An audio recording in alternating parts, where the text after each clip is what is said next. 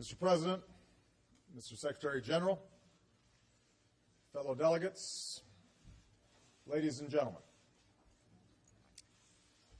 Each year, we come together to reaffirm the founding vision of this institution. For most of recorded history, individual aspirations were subject to the whims of tyrants and empires. Divisions of race and religion and tribe were settled through the sword and the clash of armies. The idea that nations and peoples could come together in peace to solve their disputes and advance a common prosperity seemed unimaginable. It took the awful carnage of 2 world wars to shift our thinking. The leaders who built the United Nations were not naive. They did not think this body could eradicate all wars. But in the wake of millions dead and continents in rubble, and with the development of nuclear weapons that could annihilate a planet, they understood that humanity could not survive the course it was on. And so they gave us this institution, believing that it could allow us to resolve conflicts, enforce rules of behavior, and build habits of cooperation that would grow stronger over time. Now, for decades, the United Nations has, in fact, made a difference, from helping to eradicate disease, to educating children, to brokering peace. But like every generation of leaders, we face new and profound challenges, and this body continues to be tested. The question is whether we possess the wisdom and the courage, as nation states and members of an international community, to squarely meet those challenges. Whether the United Nations can meet the tests of our time. And for much of my tenure as president, some of our most urgent challenges have revolved around an increasingly integrated global economy and our efforts to recover from the worst economic crisis of our lifetime. Now, 5 years after the global economy collapsed, and thanks to coordinated efforts by the countries here today, jobs are being created, global financial systems have stabilized, and people are once again being lifted out of poverty. But this progress is fragile and unequal, and we still have work to do together to assure that our citizens can access the opportunities that they need to thrive in the 21st century. Together, we've also worked to end a decade of war. 5 years ago, nearly 180,000 Americans were serving in harm's way. And the war in Iraq was the dominant issue in our relationship with the rest of the world. Today, all of our troops have left Iraq. Next year, an international coalition will end its war in Afghanistan, having achieved its mission of dismantling the core of al-Qaeda that attacked us on 9/11. For the United States, these new circumstances have also meant shifting away from a perpetual war footing. Beyond bringing our troops home, we have limited the use of drones so they target only those who pose a continuing imminent threat to the United States, where capture is not feasible and there's a near certainty of no civilian casualties. We're transferring detainees to other countries and trying terrorists in courts of law, while working diligently to close the prison at Guantanamo Bay. And just as we reviewed how we deploy our extraordinary military capabilities in a way that lives up to our ideals, we've begun to review the way that we gather intelligence so that we properly balance the legitimate security concerns of our citizens and allies with the privacy concerns that all people share. As a result of this work, and cooperation with allies and partners, the world is more stable than it was 5 years ago. But even a glance at today's headlines indicates that dangers remain. In Kenya, we've seen terrorists target innocent civilians in a crowded shopping mall, and our hearts go out to the families of those who've been affected. In Pakistan, nearly 100 people were recently killed by suicide bombers outside a church. In Iraq, killings and car bombs continue to be a terrible part of life. And meanwhile, Al-Qaeda has splintered into regional networks and militias, which doesn't give them the capacity at this point to carry out attacks like 9/11, but does pose serious threats to governments and diplomats, businesses, and civilians all across the globe. Just as significantly, the convulsions in the Middle East and North Africa have laid bare deep divisions within societies as an old order is upended and people grapple with what comes next. Peaceful movements have too often been answered by violence, from those resisting change and from extremists trying to hijack change. Sectarian conflict has reemerged, and the potential spread of weapons of mass destruction continues to cast a shadow over the pursuit of peace. Nowhere have we seen these trends converge more powerfully than in Syria. There, peaceful protests against an authoritarian regime were met with repression and slaughter. In the face of such carnage, many retreated to their sectarian identities, Alawite and Sunni, Christian and Kurd, and the situation spiraled into civil war. The international community recognized the stakes early on, but our response has not matched the scale of the challenge. Aid cannot keep pace with the suffering of the wounded and displaced. A peace process is stillborn. America and others have worked to bolster the moderate opposition, but extremist groups have still taken root to exploit the crisis. Assad's traditional allies have propped him up, citing principles of sovereignty to shield his regime. And on August 21st, the regime used chemical weapons in an attack that killed more than 1,000 people, including hundreds of children. Now, the crisis in Syria and the destabilization of the region goes to the heart of broader challenges that the international community must now confront. How should we respond to conflicts in the Middle East and North Africa? Conflicts between countries, but also conflicts within them. How do we address the choice of standing callously by while children are subjected to nerve gas, or embroiling ourselves in someone else's civil war? What's the role of force in resolving disputes that threaten the stability of the region and undermine all basic standards of civilized conduct? And what's the role of the United Nations and international law in meeting cries for justice? Today, I want to outline where the United States of America stands on these issues. With respect to Syria, we believe that as a starting point, the international community must enforce the ban on chemical weapons. When I stated my willingness to order a limited strike against the Assad regime in response to the brazen use of chemical weapons, I did not do so lightly. I did so because I believe it is in the national security interest of the United States and in the interest of the world to meaningfully enforce a prohibition whose origins are older than the United Nations itself. The ban against the use of chemical weapons, even in war, has been agreed to by 98% of humanity.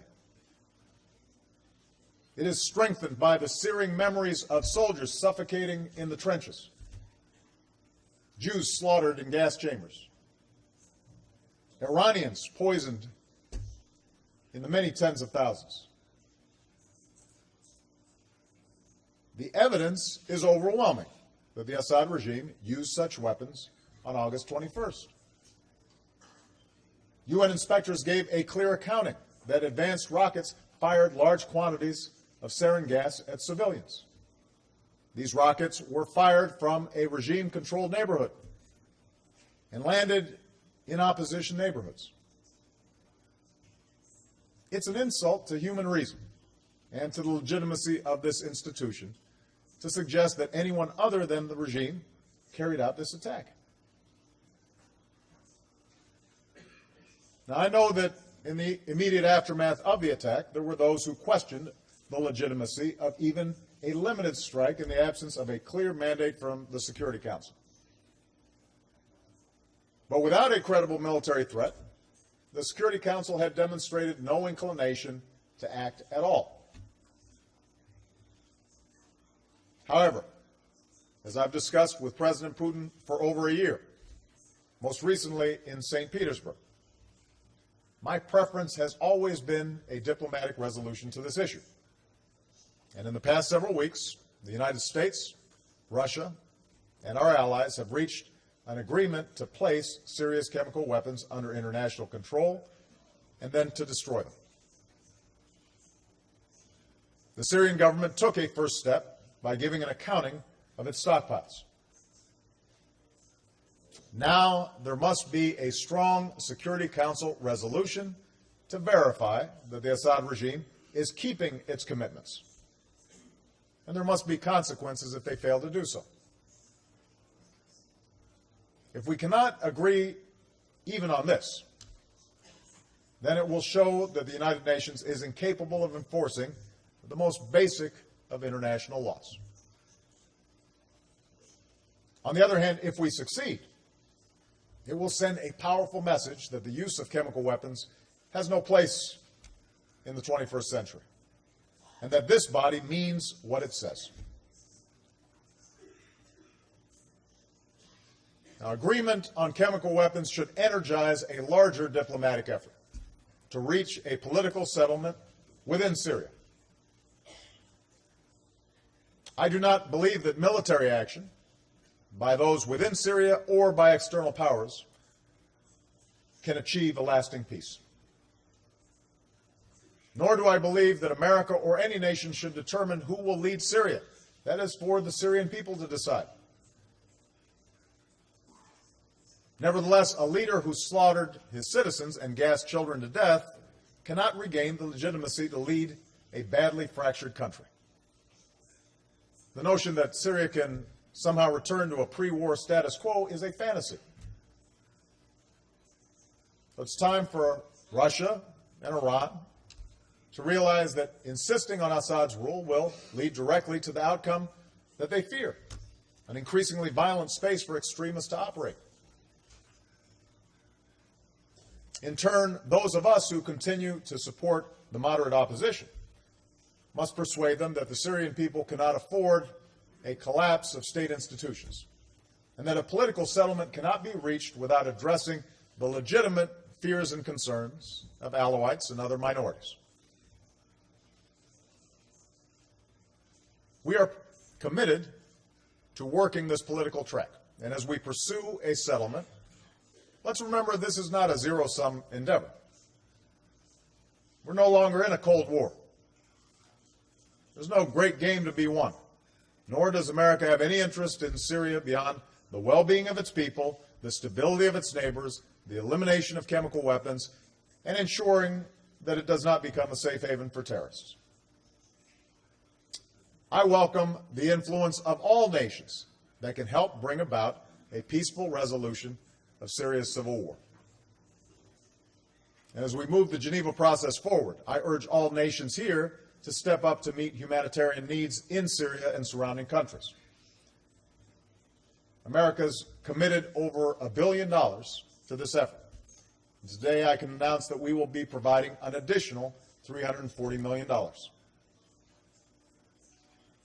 No aid can take the place of a political resolution that gives the Syrian people the chance to rebuild their country, but it can help desperate people to survive.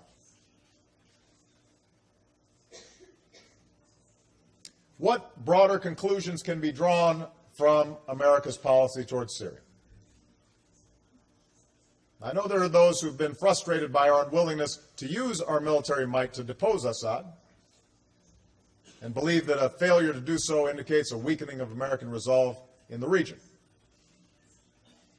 Others have suggested that my willingness to direct even limited military strikes to deter the further use of chemical weapons shows we've learned nothing from Iraq and that America continues to seek control over the Middle East for our own purposes.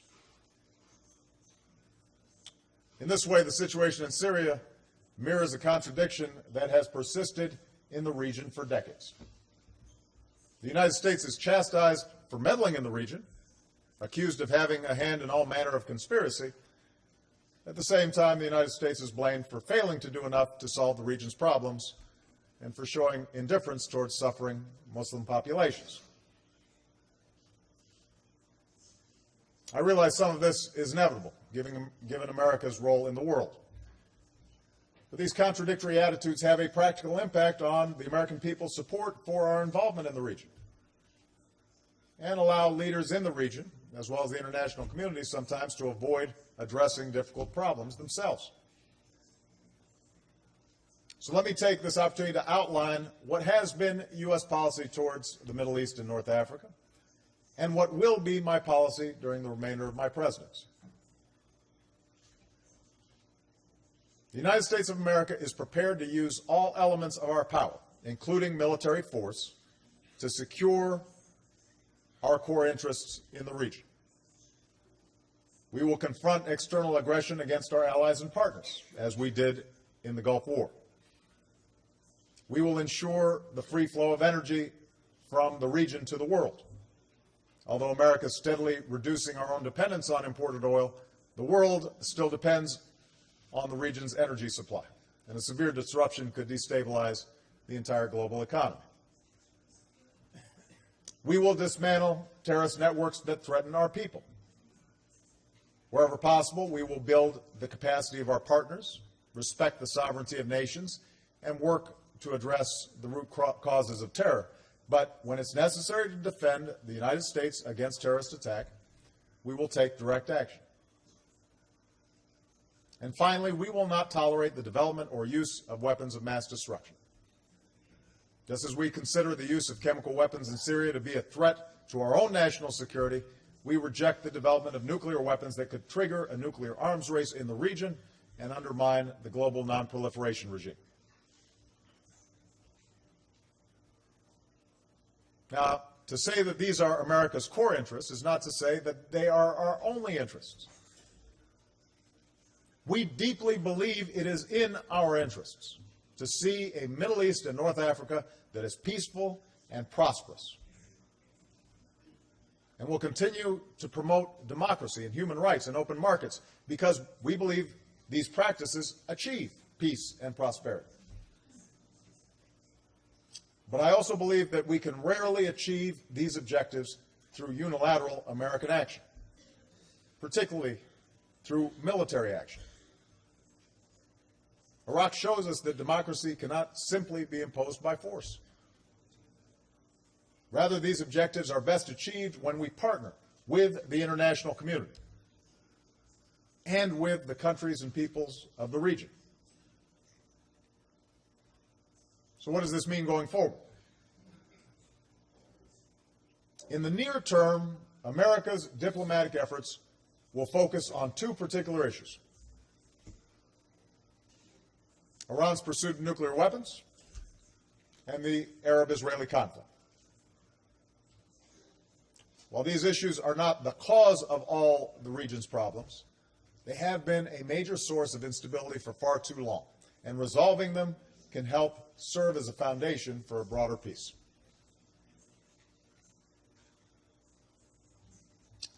The United States and Iran have been isolated from one another since the Islamic Revolution of 1979. This mistrust has deep roots. Iranians have long complained of a history of U.S. interference in their affairs and of America's role in overthrowing an Iranian government during the Cold War. On the other hand, Americans see an Iranian government that has declared the United States an enemy and directly or through proxies taken American hostages, killed U.S. troops and civilians, and threatened our ally Israel with destruction. I don't believe this difficult history can be overcome overnight. The suspicions run too deep. But I do believe that if we can resolve the issue of Iran's nuclear program, that can serve as a major step down a long road towards a different relationship, one based on mutual interests and mutual respect.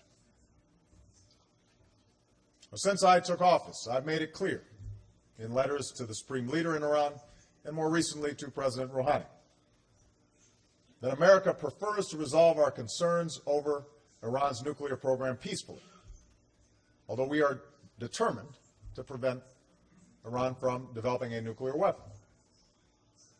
We are not seeking regime change, and we respect the right of the Iranian people to access peaceful nuclear energy. Instead, we insist that the Iranian government meet its responsibilities under the Nuclear Non-Proliferation Treaty and UN Security Council resolutions. Now, meanwhile, the Supreme Leader has issued a fatwa against the development of nuclear weapons, and President Rouhani has just recently reiterated that the Islamic Republic will never develop a nuclear weapon. So these statements made by our respective governments should offer the basis for a meaningful agreement. We should be able to achieve a resolution that respects the rights of the Iranian people while giving the world confidence that the Iranian program is peaceful. But to succeed, conciliatory words will have to be matched by actions that are transparent and verifiable. After all, it's the Iranian government's choices that have led to the comprehensive sanctions that are currently in place. And this is not simply an issue between the United States and Iran. The world has seen Iran evade its responsibilities in the past and has an abiding interest in making sure that Iran meets its obligations in the future.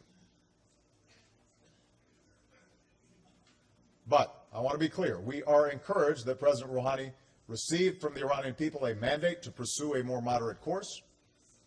And given President Rouhani's stated commitment to reach an agreement, I am directing John Kerry to pursue this effort with the Iranian government in close cooperation with the European Union, the United Kingdom, France, Germany, Russia, and China.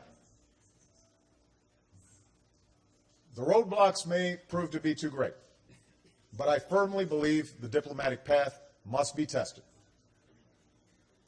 For while the status quo will only deepen Iran's isolation, Iran's genuine commitment to go down a different path will be good for the region and the world, and will help the Iranian people meet their extraordinary potential in commerce and culture, in science and education.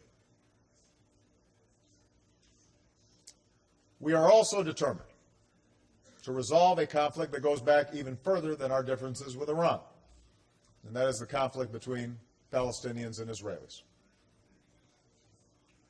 I've made it clear that the United States will never compromise our commitment to Israel's security, nor our support for its existence as a Jewish state. Earlier this year in Jerusalem, I was inspired by young Israelis who stood up for the belief that peace was necessary, just, and possible. And I believe there's a growing recognition within Israel that the occupation of the West Bank is tearing at the democratic fabric of the Jewish state. But the children of Israel have the right to live in a world where the nations assembled in this body fully recognize their country, and where we unequivocally reject those who fire rockets at their homes or incite others to hate them. Likewise, the United States remains committed to the belief that the Palestinian people have a right to live with security and dignity in their own sovereign state. On the same trip, I had the opportunity to meet with young Palestinians in Ramallah, whose ambition and incredible potential are matched by the pain they feel in having no firm place in the community of nations. They are understandably cynical that real progress will ever be made, and they're frustrated by their families enduring the daily indignity of occupation. But they too recognize that two states is the only real path to peace. Because just as the Palestinian people must not be displaced the state of Israel is here to stay. So the time is now ripe for the entire international community to get behind the pursuit of peace. Already, Israeli and Palestinian leaders have demonstrated a willingness to take significant political risks. President Abbas has put aside efforts to shortcut the pursuit of peace and come to the negotiating table. Prime Minister Netanyahu has released Palestinian prisoners and reaffirmed his commitment to a Palestinian state. Current talks are focused on final status issues of borders and security, refugees, and Jerusalem. So now the rest of us must be willing to take risks as well. Friends of Israel, including the United States, must recognize that Israel's security as a Jewish and democratic state depend on the realization of a Palestinian state. And we should say so clearly. Arab states and those who supported the Palestinians must recognize that stability will only be served through a two-state solution and a secure Israel. All of us must recognize that peace will be a powerful tool to defeat extremists throughout the region and embolden those who are prepared to build a better future. And moreover, ties of trade and commerce between Israelis and Arabs could be an engine of growth and opportunity at a time when too many young people in the region are languishing without work. So let's emerge from the familiar corners of blame and prejudice. Let's support Israeli and Palestinian leaders who are prepared to walk the difficult road to peace. Real breakthroughs on these two issues, Iran's nuclear program and Israeli-Palestinian peace, would have a profound and positive impact on the entire Middle East and North Africa. But the current convulsions arising out of the Arab Spring remind us that a just and lasting peace cannot be measured only by agreements between nations. It must also be measured by our ability to resolve conflict and promote justice within nations. And by that measure, it's clear that all of us have a lot more work to do. When peaceful transitions began in Tunisia and Egypt, the entire world was filled with hope. And although the United States, like others, was struck by the speed of transition, and although we did not, and in fact could not, dictate events, we chose to support those who called for change. And we did so based on the belief that while these transitions will be hard and take time, societies based upon democracy and openness and the dignity of the individual will ultimately be more stable, more prosperous, and more peaceful. Over the last few years, particularly in Egypt, we've seen just how hard this transition will be. Mohamed Morsi was democratically elected, but proved unwilling or unable to govern in a way that was fully inclusive.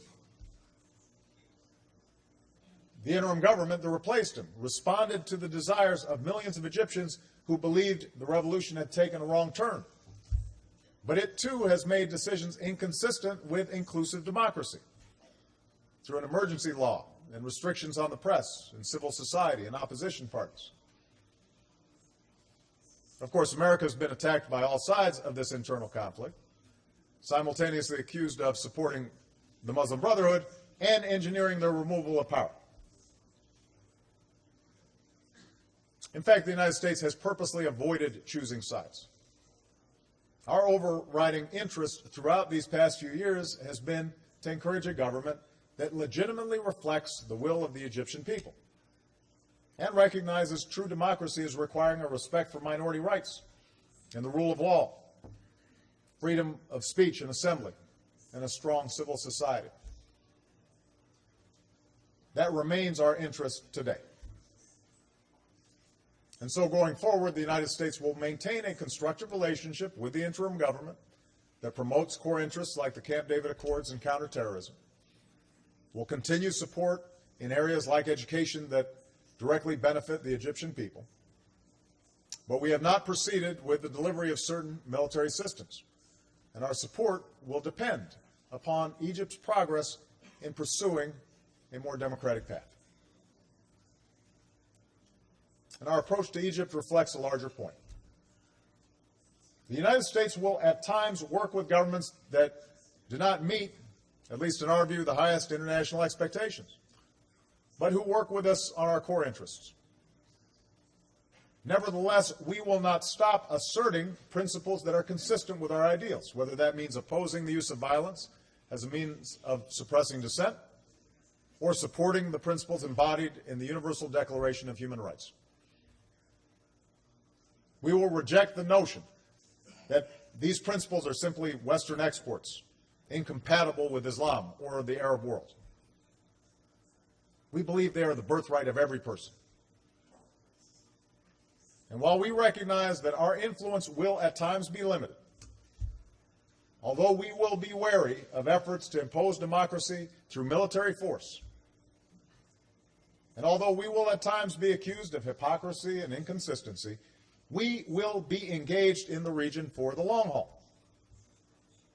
For the hard work of forging freedom and democracy is the task of a generation. And this includes efforts to resolve sectarian tensions that continue to surface in places like Iraq, Bahrain, and Syria. We understand such long-standing issues cannot be solved by outsiders. They must be addressed by Muslim communities themselves. But we've seen grinding conflicts come to an end before. Most recently in Northern Ireland, where Catholics and Protestants finally recognized that an endless cycle of conflict was causing both communities to fall behind a fast-moving world.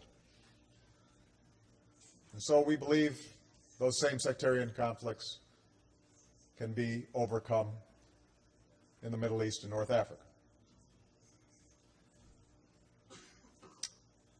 To summarize, the United States has a hard-earned humility when it comes to our ability to determine events inside other countries. The notion of American empire may be useful propaganda, but it isn't borne out by America's current policy or by public opinion. Indeed, as recent debates within the United States over Syria clearly showed, the danger for the world is not an America that is too eager to immerse itself in the affairs of other countries or to take on every problem in the region as its own. The danger for the world is that the United States, after a decade of war, rightly concerned about issues back home, aware of the hostility that our engagement in the region has engendered throughout the Muslim world, may disengage, creating a vacuum of leadership that no other nation is ready to fill. Now, I believe such disengagement would be a mistake. I believe America must remain engaged for our own security, but I also believe the world is better for it. Some may disagree, but I believe America is exceptional, in part because we have shown a willingness, through the sacrifice of blood and treasure, to stand up not only for our own narrow self-interest, but for the interests of all. I must be honest, though. We're far more likely to invest our energy in those countries that want to work with us, that invest in their people instead of a corrupt few, that embrace a vision of society where everyone can contribute, men and women, Shia or Sunni, Muslim, Christian or Jew. Because from Europe to Asia, from Africa to the Americas, nations that have persevered on a democratic path have emerged more prosperous, more peaceful, and more invested in upholding our common security and our common humanity. And I believe that the same will hold true for the Arab world. This leads me to a final point. There will be times when the breakdown of societies is so great, the violence against civilians so substantial, that the international community will be called upon to act. This will require new thinking and some very tough choices. While the United Nations was designed to prevent wars between states, increasingly we face the challenge of preventing slaughter within states. And these challenges will grow more pronounced as we are confronted with states that are fragile or failing. Places where horrendous violence can put innocent men, women, and children at risk with no hope of protection from their national institutions. I've made it clear that even when America's core interests are not directly threatened, we stand ready to do our part to prevent mass atrocities and protect basic human rights. But we cannot and should not bear that burden alone. In Mali, we supported both the French intervention that successfully pushed back al-Qaeda and the African forces who are keeping the peace. In Eastern Africa, we are working with partners to bring the Lord's Resistance Army to an end. And in Libya, when the Security Council provided a mandate to protect civilians, America joined a coalition that took action. Because of what we did there, countless lives were saved, and a tyrant could not kill his way back to power. I know that some now criticize the action of Libya as an object lesson. They point to the problems that the country now confronts: a democratically elected government struggling to provide security, armed groups in some places, extremists ruling parts of a fractured land.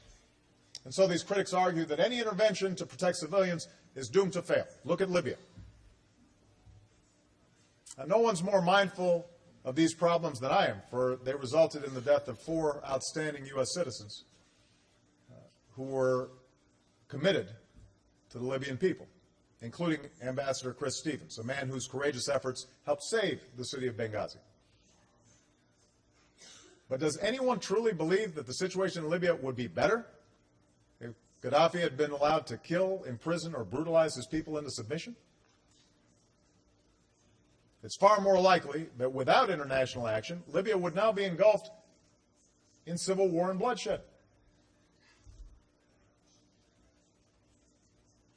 We live in a world of imperfect choices.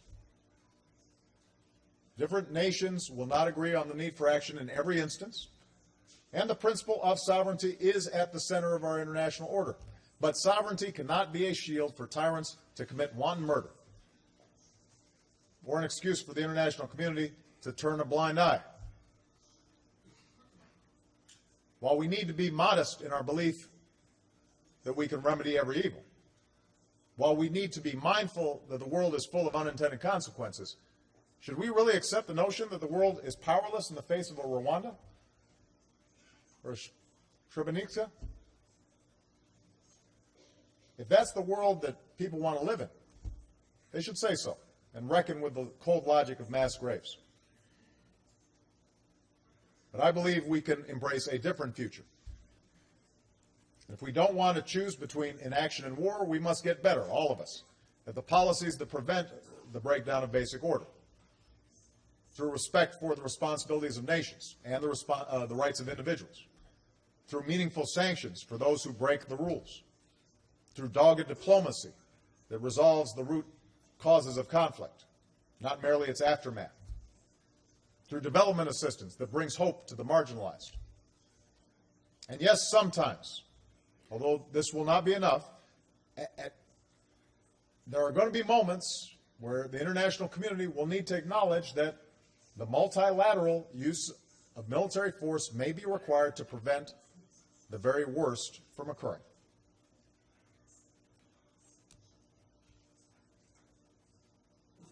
Ultimately, this is the international community that America seeks.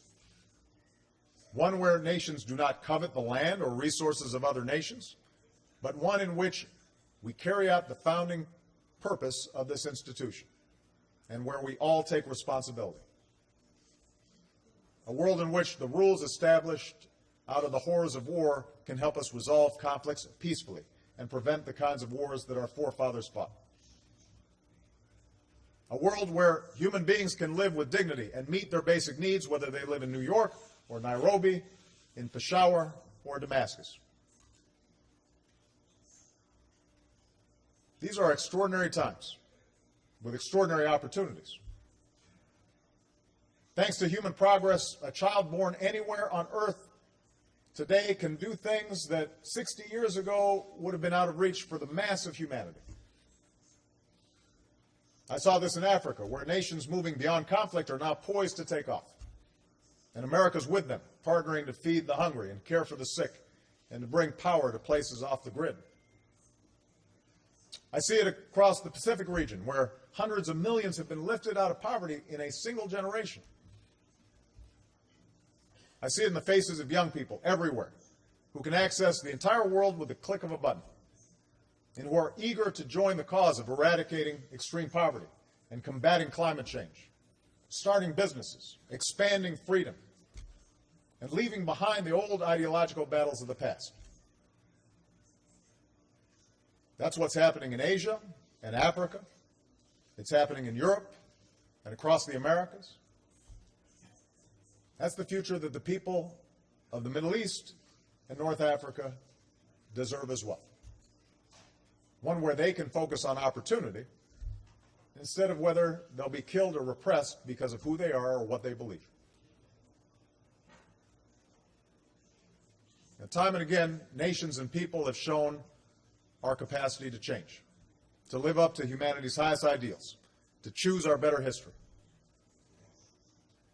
Last month, I stood where 50 years ago Martin Luther King Jr. told America about his dream, at a time when many people of my race could not even vote for president. Earlier this year, I stood in the small cell where Nelson Mandela endured decades cut off from his own people in the world. Who are we to believe that today's challenges cannot be overcome, when we've seen what changes the human spirit can bring?